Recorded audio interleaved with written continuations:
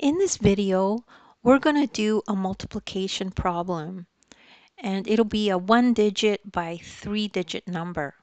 So this is the start of multiplying a 1-digit by several other digits, right? So bigger than 1, 2, or 3.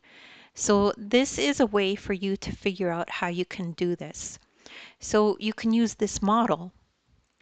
So we said before that multiplying two numbers is really finding the area of something.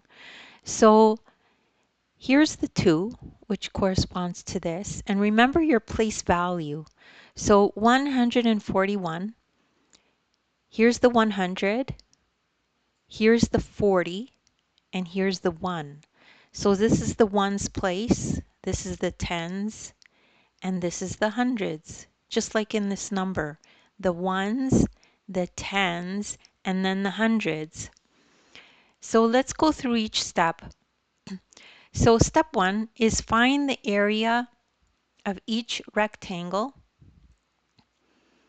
And the model shows 2 by 141 broken down into 3 smaller rectangles. So the next step is to multiply the side lengths of each smaller rectangle to find the area. So you would just find the area of this, and then the area of this, and then the area of this. So the side lengths for this, the blue square, it's 4 by 2. We know that this side length is 2 because it's exactly the same as this one. And here as well, we know this side length is 2.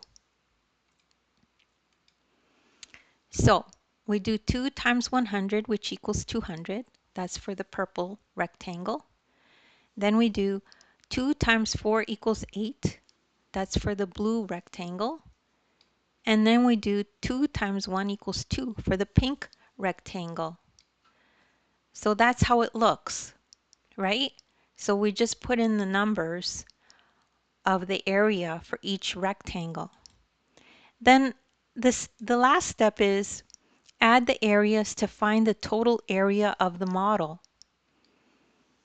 So here we add it up. 200 plus 8 plus 2 equals 282. So the total area of the model is 282 for 2 times 141. So this is a good introduction on how to do multiplication. That's a little bit more complicated, and how to break it down into simple steps.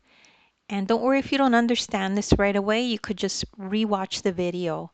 Also, I have an ebook in the description that you could download and follow along, as well as other related links to my other videos that are related to this topic.